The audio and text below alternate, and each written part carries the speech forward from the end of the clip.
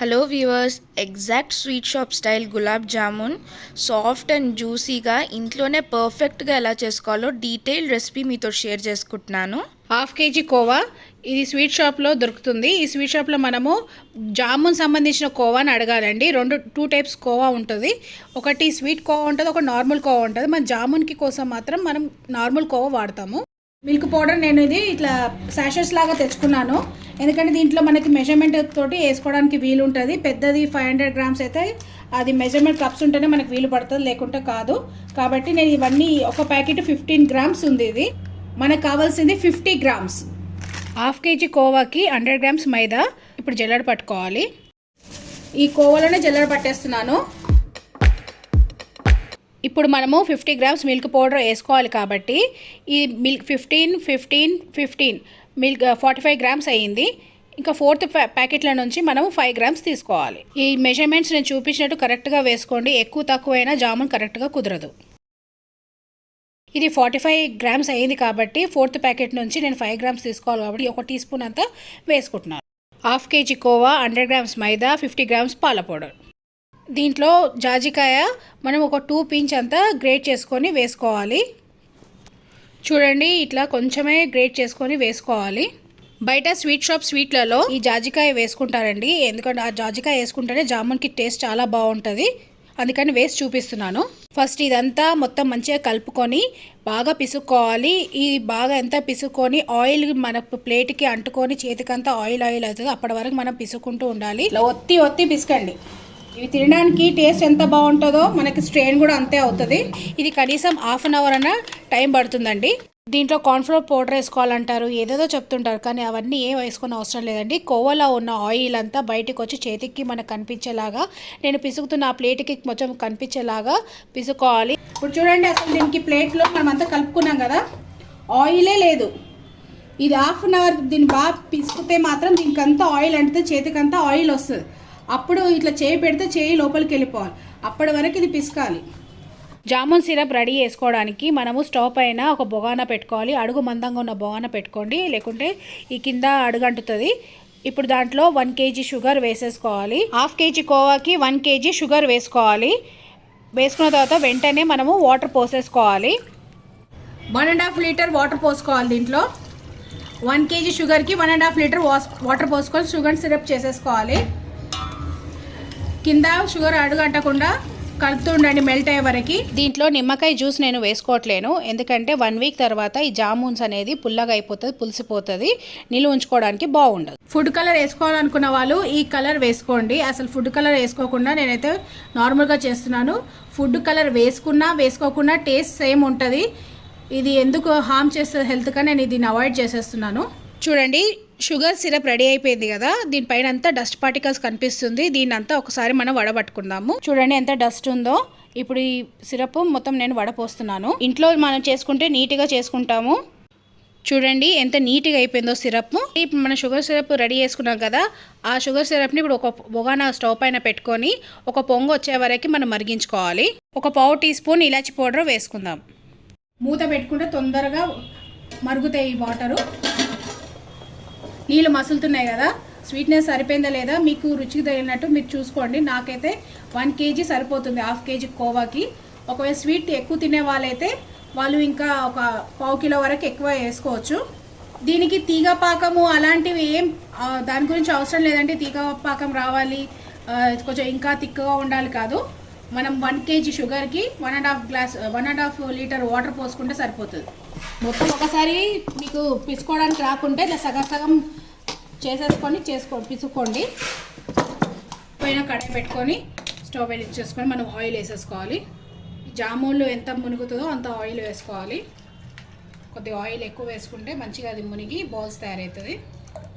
పిసుకుంటప్పుడు కింద అంతా పిండి అంటుతుంది. అట్లా అంటకుండా ఇట్లా నూనె ఇట్లా చూడండి, అంతా ఇట్లా రాస్తుంటే ఇట్లా కనిపిస్తుందా, అలా ఆయిల్ వచ్చే వరకు ప్లేట్కి ఆయిల్ వచ్చే వరకు అంతా పిసుక్కోవాలి. కొంచెం ఈ పిండి ఇట్లా వెడల్పు చేసుకొని దీంట్లో తినే సోడా, ఒక చిటికెడు తినే సోడా వేసుకోవాలి. వేసుకొని ఒక 2 మినిట్స్ ఇట్లా పిసికేసుకోవాలి మొత్తం కలిసిపోయేలాగా అంతా పిండికి. దీంట్లో ఇప్పుడు సోడా వేసుకొని మనం పిసుకున్నాం కదా, సగం పిండి పక్కకు పెట్టేసుకొని దీనిపైన ఒక గిన్నె బౌల్ ఇచ్చేస్తున్నాను. మిగతా సగం నుంచి ఇప్పుడు ఎంత కావాలో, ఎంత సైజ్ బాల్స్ కావాలో మీకు జామును అంత పిండి తీసుకొని పక్కకు పెట్టుకోండి బాల్స్ చేసుకోవడానికి. సోడా వేసాం కదా, కొంచెం ఉబ్బుతాయి ఇవి. ఇంకా పాకంలో వేయంగానే ఇంకా పెద్ద సైజ్ అవుతాయి కాబట్టి చిన్న చిన్నగా పిండి తీసుకుంటే సరిపోతుంది. ఫస్ట్ టైం మీరు చేసుకున్నారనుకోండి, సెకండ్ టైం మీకు అర్థమైపోతుంది ఎలా చేసుకోవాలో. చిన్న చిన్న ముద్దలే తీసుకుంటున్నాను. ఈ పిండి ముద్దని అరిచేతిలో పెట్టుకొని ప్రెస్ చేస్తూ చూడండి, ప్రెస్ చేస్తూ ఇలా ఇట్లా అవుతుంది కదా షేప్. దీన్ని ఇప్పుడు బాల్ షేప్లోకి చేయాలి. గట్టిగా ప్రెస్ చేస్తూ మళ్ళీ దాన్ని స్లోగా గట్టిగా ఒత్తకుండా మెల్లగా ఇట్లా వేస్తే బాల్ షేప్ అవుతుంది. ఇలా బాల్ చేయాలి. ఒకటే సైడ్ రొటేట్ చేయండి, రెండు వైపులు రొటేట్ చేస్తే ఇది క్రాక్ ఇచ్చి మొత్తం పాకంలో అంతా విడిపోతుంది. ఇంకొకటి చేసి చూపిస్తున్నాను చూడండి.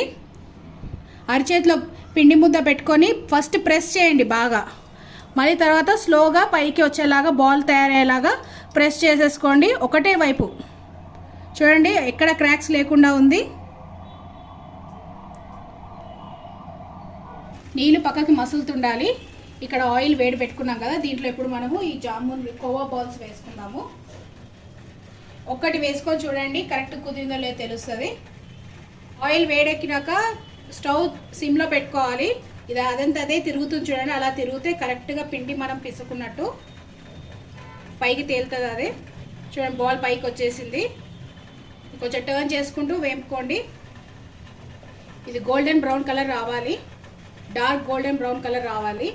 అసలు క్రాక్సే లేదు దీనికి. చూడండి ఎంత బాగా వచ్చిందో.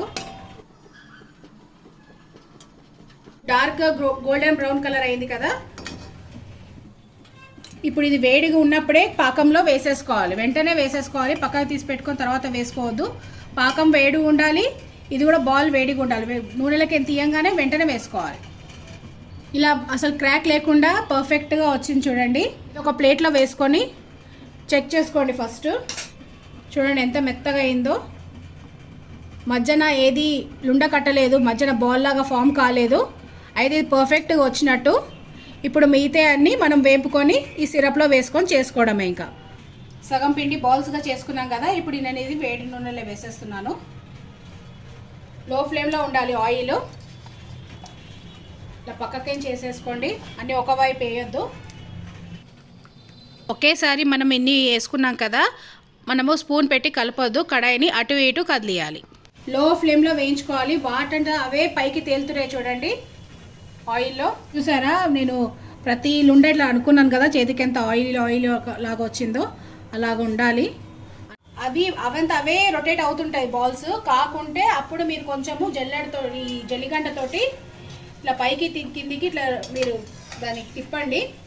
అప్పుడు అంతా ఈవెన్గా బ్రౌన్ కలర్ అవుతుంది, గోల్డెన్ బ్రౌన్ కలరు. చాలా జాగ్రత్తగా మలపండి, సైడ్స్ లేకుంటే అవి చితికిపోతాయి. మాటికి గరిట పెట్టి తిప్పొద్దు. ఒక సైడ్ కాలిన తర్వాత మళ్ళీ సైడ్ మలుపుకోవాలి. వీడియో కొంచెం లెంతీ అయినా మేము మీకు ఎప్పుడు జెన్యూన్ అండ్ కరెక్ట్ రెసిపీయే షేర్ చేస్తాము మా ఛానల్లో. మంచిగా గోల్డెన్ బ్రౌన్ కలర్ వచ్చింది కదా. నూనె మొత్తం వంపేసుకోవాలి, ఆయిల్ ఏమాత్రం లేదు. దీంట్లో వేసేసుకోవాలి. సిరప్ కూడా మసులుతుంది చూడండి. మసులుతున్న సిరప్లో ఇవి వేసేసుకోవాలి. మసులుతున్న సిరప్లో వేసుకుంటే అవి ఎక్కువ కుక్ అయిపోయి చితికిపోతాయి అని అనుకుంటారు. ఏం క్రాక్ ఇవ్వదు, ఏం చితకదు. ఇలానే ప్రతి జామున్ బాల్స్ అన్ని మనం వేయించుకోవాలి.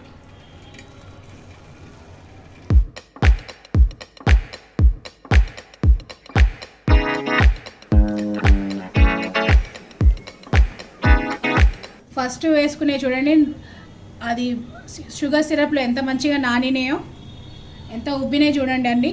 గీసేటప్పుడు మాత్రం ఆయిల్ లేకుండా మొత్తం వంచేసి తీయండి.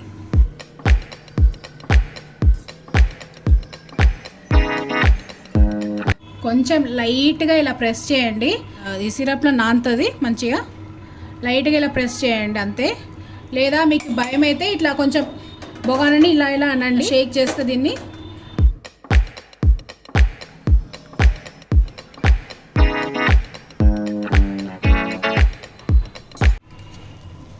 లాస్ట్ వాయి వరకు మనకి స్టవ్ ఆన్లోనే ఉండాలి. ఈ సిరప్ది లో ఫ్లేమ్లో పెట్టుకోవాలి. ఇది కూడా ఇప్పుడు హై ఫ్లేమ్లో పెట్టి ఒక్క బాయిల్ వచ్చినాక ఒకసారి ఇట్లా ఇట్లా కదిలియాలి వీటిని అన్నిటినీ సిరప్లో మునిగే వరకు. చూడండి బాయిల్ వస్తుంది కదా, ఒక బాయిల్ అలా వచ్చిన తర్వాత స్టవ్ ఆఫ్ చేసేసుకొని మూత పెట్టుకోవడమే. అప్పుడు సిరప్ లోపల వరకు వెళ్ళి మంచిగా నాని మెత్తగా అవుతాయి. ఎప్పుడే కానీ పాకం చిక్క పాకం అస్సలు ఉండదు, పల్సగానే ఉండాలి. ఇది కొంచెం ఇలా ప్రెస్ చేయండి. ఒకసారి బాయిలింగ్ వచ్చింది కదా, స్టవ్ ఆఫ్ చేసేసుకొని మూత పెట్టి అసలు కదిలియకుండా ఒక 10 మినిట్స్ కొంచెం గోరువెచ్చగా అయ్యే వరకు మనం పక్కకు పెట్టుకొని ఉంచుకోవాలి. 1/2 కేజీ కోవాతోటి 100 కంటే ఎక్కువగా మనకి జామున్స్ రెడీ అయిపోయాయి. చూడండి ఇలా ఇంట్లో చేసుకుంటే ఎక్కువగా తినొచ్చు, మంచిగా టేస్టీగా చేసుకోవచ్చు, ఎంజాయ్ చేయొచ్చు. వేడి వేడి జామున్ రెడీ. ఎంత మెత్తగా ఎంత బాగా అయినాయి. జాగ్రత్తగా స్పూన్ తోటి ఒక్కొక్కటిగా తీసుకోండి పక్కకి, లేకుంటే పెద్ద గరిట కానీ ఏదైనా పెడితే చితికిపోతుంది ఇది. అందుకే నేను ఇక్కడ టేబుల్ స్పూన్ తోటి ఒక్కొక్క జామున్ తీసి పెట్టుకుంటున్నాను. చూడండి ఎంత మెత్తగా అయిందో, లోపల కూడా ఏం బాల్ లాగా ఫామ్ కాలేదు. చూసారు కదా, ఇది ఫ్రిడ్జ్లో మనము 20 నుంచి 25 డేస్ వరకు స్టోర్ చేసుకొని ఉంచుకోవచ్చు. చూడండి ఎంత మెత్తగా ఉందో. జామున్ బాల్స్ మునగాలి కాబట్టి, మునిగి దాంట్లో వేగాలి కాబట్టి నూనె ఇంత పోసుకోవడమే తప్పిస్తే నూనె ఏమాత్రం పీల్చుకోదు జామును. మా అంటే నాకు ఇక్కడ ప్యాకెట్ నూనె పోసుకున్నాను, లీటర్ నూనె పోసుకున్నాను, దాంట్లో ఒక 1/2 ఇంచ్ ఆయిల్ తగ్గిందంతే.